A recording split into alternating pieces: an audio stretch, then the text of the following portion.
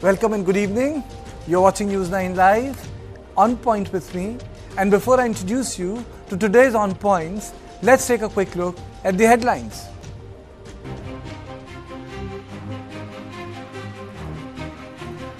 Prime Minister slams Delhi and Bengal over political hurdles in implementing Ayushman Bharat.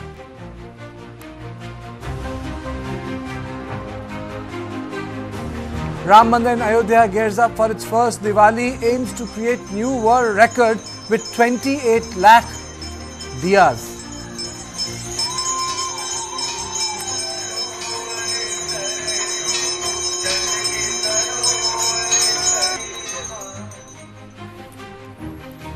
India-China border disengagement at Dispang and Demchok nearly over.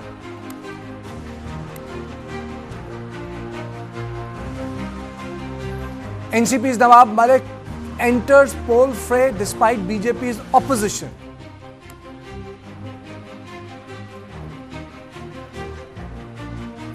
NCP busts secret meth lab in Greater Noida, says it has Mexican cartel link.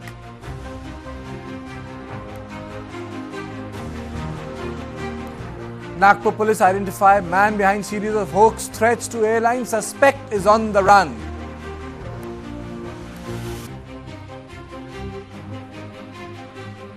Over 154 injured, 9 critical in firework accident at Kerala Temple Festival.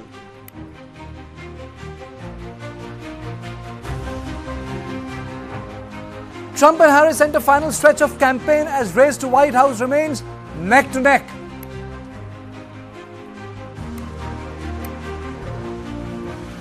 And Hezbollah names Naeem Qasim as Hassan Nasrallah's successor.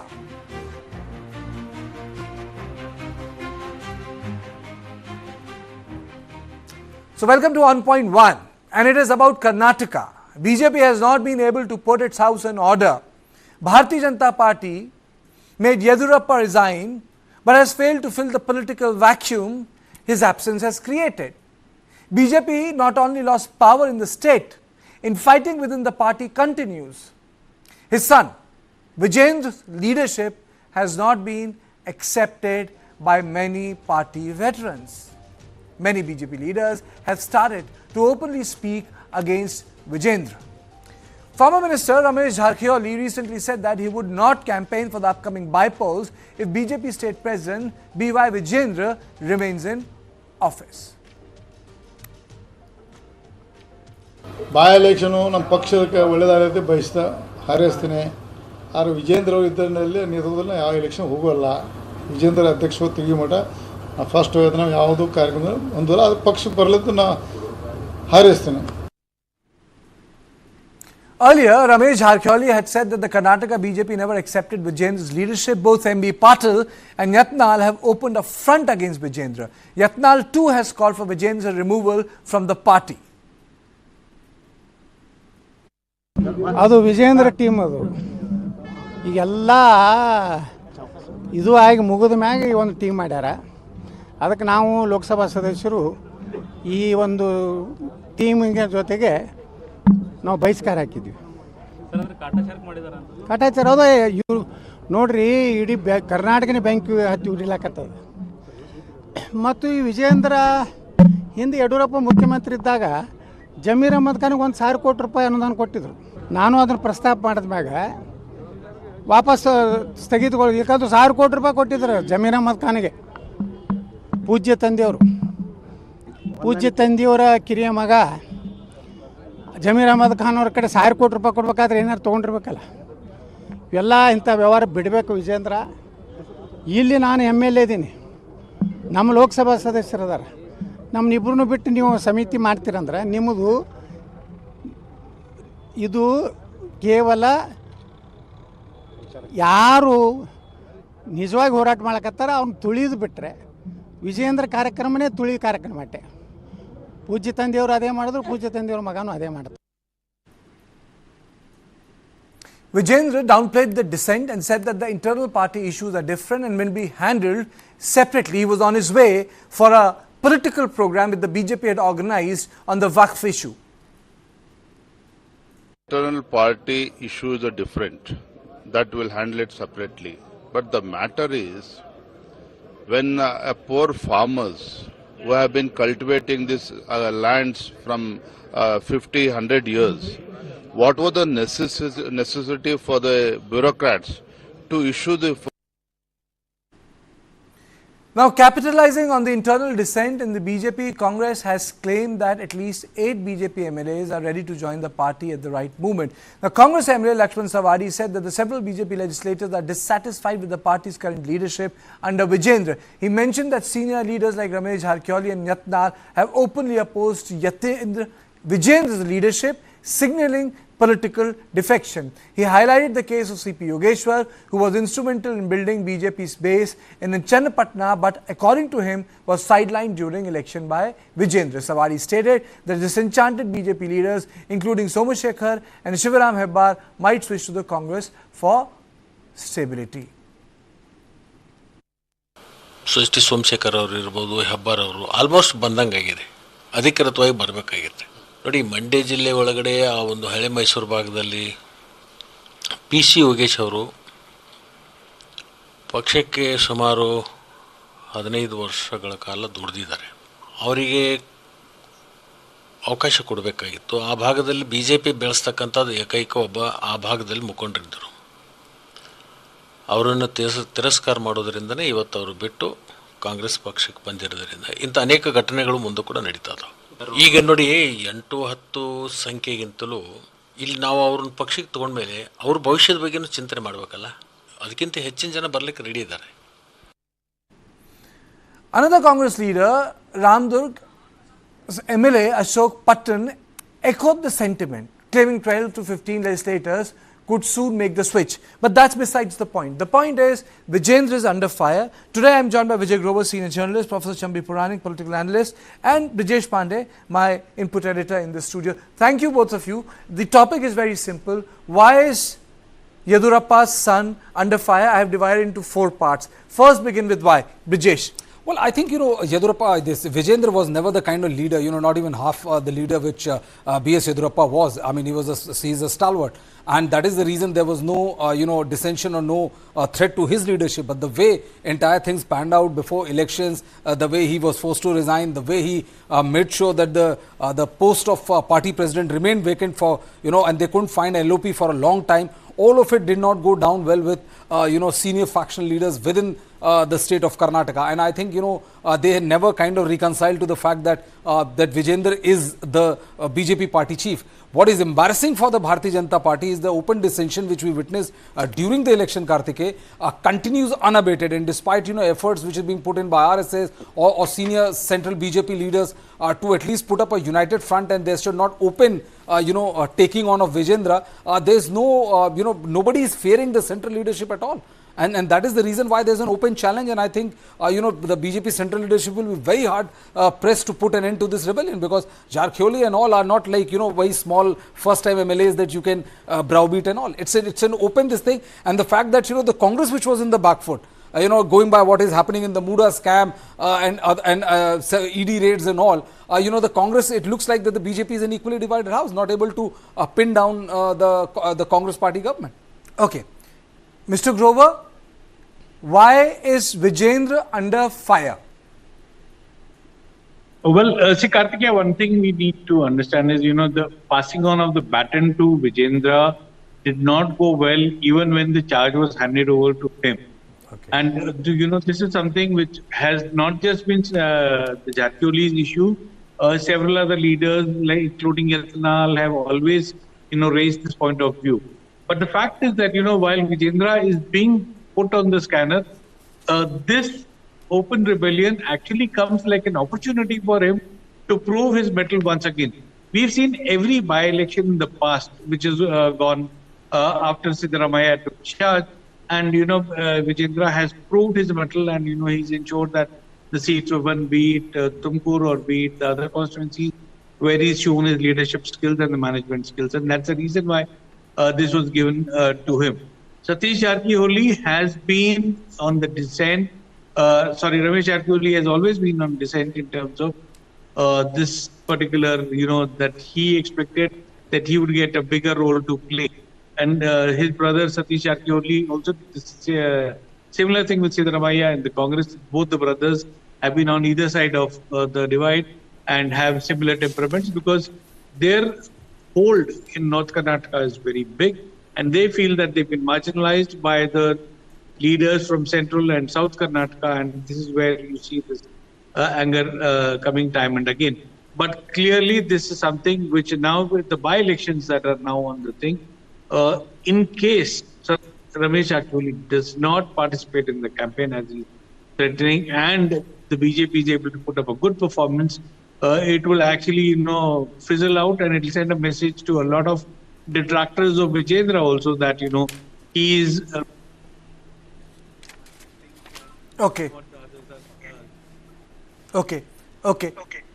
There's a bit of a problem in your audio. Professor Puranik, Yeah. why there is so much of anger with Vijayendra?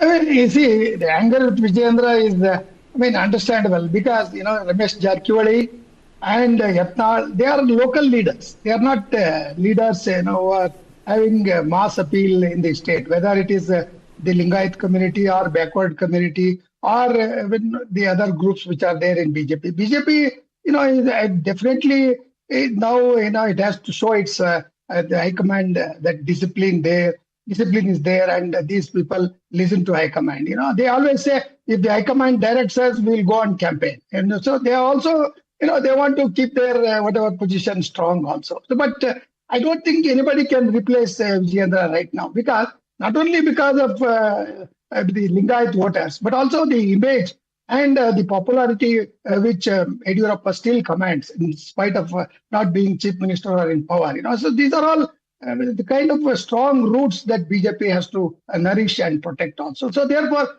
I would say that Ramesh Jarkiholi, barring that sexual scandal, I think he is a very good leader as far as the border, Maharashtra and Karnataka border and Belgaum area, and also to take on DK Shivakumar and that Lakshmi Abalkar and all that. So that is there. So I don't think they will betray BJP, except few people like Hebbar and others may cross over, including Somshekar and all that. But the core BJP loyalists like Ramesh Jarkiholi and Yatnal, I don't think they will go away or damage the prospects of BJP, whether being in the opposition or in the coming Maharashtra elections. But they may also go into campaign. See, the point is why is this anger? Why is this anger? That's the first part. The second part is, tell me, why is this anger? You have to tell me now, why is this anger? Straight, on point. It is because, they consider Vijayendra as, somebody who is not equivalent to Mr. Yediyurappa. They are, they do admire Yediyurappa and they admit that because of him, BJP. So it's a stature issue. Second question, Brijesh. Yeah. When Bharatiya Janata Party can manage leaders in Haryana, why are they unable to manage leaders in Karnataka? What is the difference? Well, I think, even in Haryana, it was not that smooth a messaging which went down. Karnataka has been a very different case for a very long time. Why? I think they are very powerful satraps which refuse to die down. The BJP tried that stunt with B.S. Yediyurappa and see what was the result. And that is the reason why the BJP has been extremely wary of Mr. Yediyurappa, and they have not been able to find a leader who can replace Yediyurappa with the same kind of stature. They tried their level best, but they could not. And that is the reason why the BJP is kind of stuck with Mr. Yediyurappa. You also remember, when B.L. Santosh was given the charge and, he started saying that, the party will go young and all the old leaders will be replaced. And B.L. Santosh was like one of the most powerful man in the entire BJP organization, having RSS background as well. The fact it is fizzled out completely. I think the loss in Karnataka discredited B.L. Yediyurappa in a big way. And then brought back to the fore the fact that the BJP cannot just do away with B.S. Yediyurappa, and that is the reason, despite losing badly, they were forced to take B.Y. Vijayendra as the party chief, despite the fact that he didn't have the requisite stature. nobody can rebel against. I mean, Yediyurappa is a tall leader, but if you compare him with the likes of his son and all, it's a massive problem, the stature. He's first or second time MLA, whereas Jarkiholi, who brought down the entire Congress government, 6-time MLAs, he was the one who was instrumental in bringing down the Congress government and all. So they have the requisite stature, they have the entire certain sections of Karnataka under their thumb, and that is not exactly what the BJP has been able to control them. Okay, Vijay, is it because of the fact that Yediyurappa was not a homegrown BJP leader, or do you think that there's a Lingayat conundrum? Kartika, as Brijesh said, there's one old statement of Yediyurappa which comes to mind.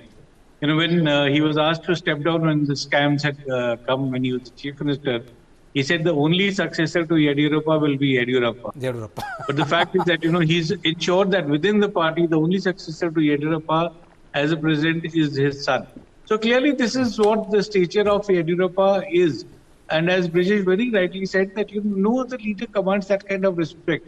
And Vijayendra may be young, or Vijayendra may be, not considered by many seniors as, senior to them.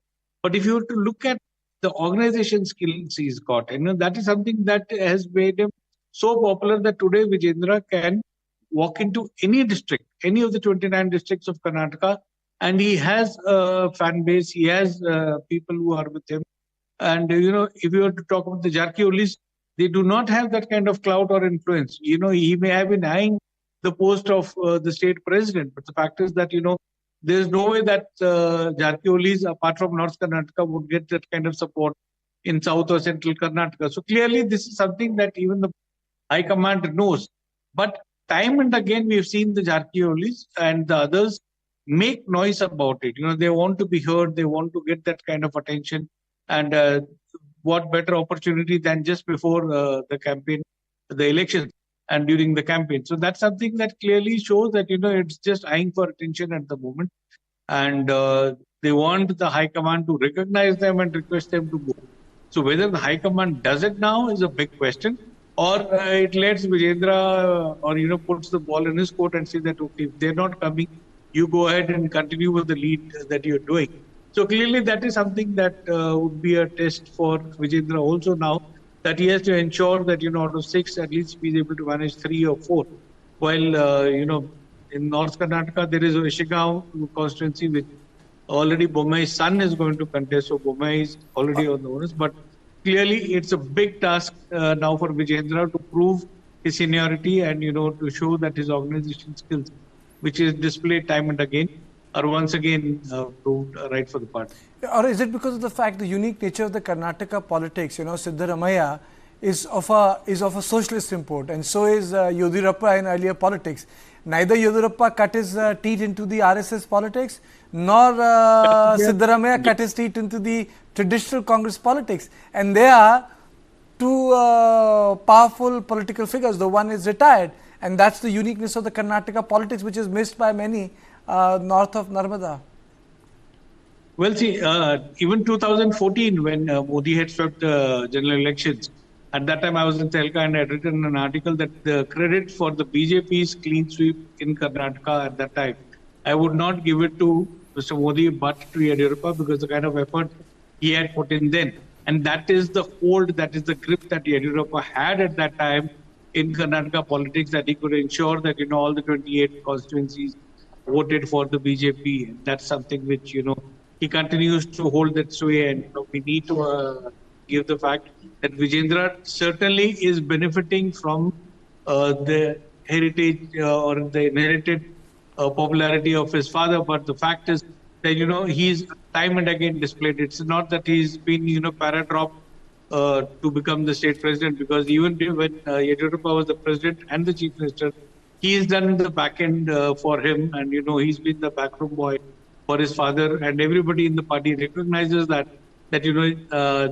Vijayendra has stuck on with his father and like his shadow learned from him and does the similar kind of work that his father was doing. Only thing is, maybe age is not on his side, and he'll need to get that much more experience and expertise to be able to command the kind of respect that he deserves. Okay, Mr. Puranik, is it also because of the fact that the BJP has not been able to find an alternate pan Karnataka Lingayat leader, so they they need to go along as of now? Is it because of that? Yeah, absolutely. I would consider that as a major factor where Mr. Yediyurappa's image is still there. He is still, popular, and his son represents him. He may be the kind of proxy which perhaps Yediyurappa thought that as a strategy has convinced the High Command, and High Command is fully with him. The very fact that Santosh has attended many meetings where Vijayendra has, addressed the party workers and all that. So the grassroots level, Vijayendra's popularity is on the rise. Nobody can curb that. Not only because he is a Lingat leader, but the pan-Karnataka kind of image or the kind of ability or he is demonstrating he can manage the political party like BJP, which needs the support of major communities. I think that is a plus point which is there. No doubt, Yatnal and Ramesh Jarkiholi can challenge, but they will certainly obey the dictate of High Command. I don't think that will clash. But the ego clash is there because he's a junior. We have to work under him, and as president, he will direct us. Last time, just recently, they were included in the meeting, in the committee to inquire into the work scandal. Very late, the last minute, Yatnal was included. So that means to say there is a kind of accommodative kind of bargaining politics which is done by both Ramesh Jarkiholi and Yatnal. So they are not that popular or capable of destabilizing the BJP and the kind of high command support which Vijayendra commands. I think this by-election itself will prove that Vijayendra, with the support or blessings of Yediyurappa, is a plus point for BJP. I don't think that can be disputed by anybody, including Ramesh Jarkiholi and Yatnal also. So that's what I feel. The pulse of the people, the youngsters, the party workers, and the RSS, including Santosh, who has realized his folly, that by removing Yediyurappa, they lost Karnataka. Otherwise, Karnataka would have not reduced to, BJP would not have been reduced to 66 seats. It's a very pitiable thing which perhaps BJP has so to Mr. introspect. Chambi, tell me one thing. If we compare the Congress in Karnataka and the Congress in BJP, comparatively, where do you find the dissension is more, in the Congress or BJP? I think it is in the Congress that is there, because Satish Jarkiholi is totally against Deputy Chief Minister D.K. Shivakumar succeeding or replacing Siddaramaiah. So that is there. So therefore, he is saying that I am going to be Chief Minister candidate in 2029 also. So that means to say, the Jarkiholi brothers, they are capable of, like Ramesh Jarkiholi, who supported the Operation Kamala. Satish Jarkiholi is also capable, and he has met some of the BJP tall leaders saying that I had gone for central whatever schemes that are there and all that. So all that, since I never trust these top leaders, especially people who are aspiring to be chief ministers later. So therefore, anti-DK Shivakumar forces within the Congress are more dangerous to the Congress party in Karnataka, which perhaps the party may not complete its 5-year term. If DK Shivakumar is made chief minister, I think the rebellion will be much more, as compared to BJP. So the dissension in BJP should not be compared to the kind of dissidents activities and a very kind of whatever challenging positions that DK Shivakumar is facing right now. So therefore, it is also a question of DK Shivakumar's survival. Okay, so you are saying that you are basically saying that two different things. Okay, you are saying that two different things. Vijesh, are there two different things? Well, I would say, Kartikeya, the fact is that, that the differences between Siddaramaiah and DKs is all well known. And a party which is in power, there is always, one person who is aspiring to remove the chief minister and be the next chief minister. That is there. But the fact of the matter is that despite the fact that, that the entire BJP, the entire Congress is right now, with Siddaramaiah being in a tight spot, with the Muda scam and all, and, his wife being forced to return the land and all. This open dissension has all of a sudden taken away the heat from there to this side. And the BJP, unlike Congress, where, we have seen how Mr. Huda can arm twist the entire central leadership and walk away with it, or like, Rahul Gandhi's statement has been openly defied with. The BJP is a completely different party that way. They are the third term in center. They have government in approximately 15, 17 states. So in a party like that, with a power, coming down from the top to the bottom, the kind of open dissension which Karnataka BJP has seen is something, which you will not find a parallel in the entire country. I think what will happen is that all the mechanism of the BJP is also in this open dissension. Vijayendra, the by-election they may win, Vijayendra may survive, but the way way there's an open this thing that of open defiance of that, we will not campaign for bypolls, let's see what anybody can do, and party should replace Vijayendra with somebody else or give a collective leadership, is also, it doesn't bode well as far as the BJP is concerned. Do you agree, Vijay, with this? BJP to challenge the High Command is something which is very rare. And, for Ramesh Jarkiholi to do that certainly is a big question. And clearly shows that, he either needs attention or maybe he is planning an exit in terms of, the third option or, it's certainly not the Congress is what we understand. So clearly a lot of, question marks being raised about this kind of dissent. And as Professor said, the troubles are bigger in the Congress. Certainly we all know that the Congress is a divided house. BJP does not look a divided house, I would say. It just got some cracks, and I'm sure that maybe after these by-elections are over, there would be some kind of truce that would be worked out, or that's the kind of thing, because it's not just Ramesh Jarkiholi and Yatnal who are vocal. There are several other leaders who are not happy about the way the party has been functioning in the recent months. But I'm sure BJP has that system of sorting out issues and to bring truce. Let's see how that happens after this election. So basically you are saying that the system can, in BJP the system will prevail over these leaders, unlike Congress. Unlike Congress, and that's a little because at the moment I can only say while DK Shivkumar and Satish Jarkiholi are at loggerhead, both of them know that they cannot be chief ministers in the near future, because Siddaramaiah does not seem to be giving up at all, and we don't see any change of chief minister till such time that there is a major shake-up or something that happens. But for the moment, I think I should take this question to Brijesh. Brijesh, do you think that no major shake-up is going to take place in Karnataka? I don't think so, because for the simple reason that it seems that the BJP leadership has been scarred by what happened with the removal of scarred is the word. Scarred is the word, yeah. That is the reason. Otherwise, you honestly see this happening anywhere in the BJP, anywhere, any state. Nobody has so openly defied to live to tell the tale in any part of the country. All powerful leaders from RSS and anybody, they all have been from Karnataka. So wonderfully eased out. So B.L. Santosh is a prime example. He was the third most powerful person. He was the general secretary of the organization, still is. And the way the entire thing panned out, absolutely. The way he took down Yediyurappa, and the way Yediyurappa ghost came to haunt back the party, and the way Hosbole is from Karnataka. Dattatraya Hosbole is from Karnataka. No, they may be from Karnataka, but mechanism is a different thing. But fighting election and getting votes on your own is a different thing. Okay. That's why RSS can never be the BJP. They always need a BJP, because you can be a Panna Pramukh, but are you the face which people are going to vote for? These are two completely different things. Okay.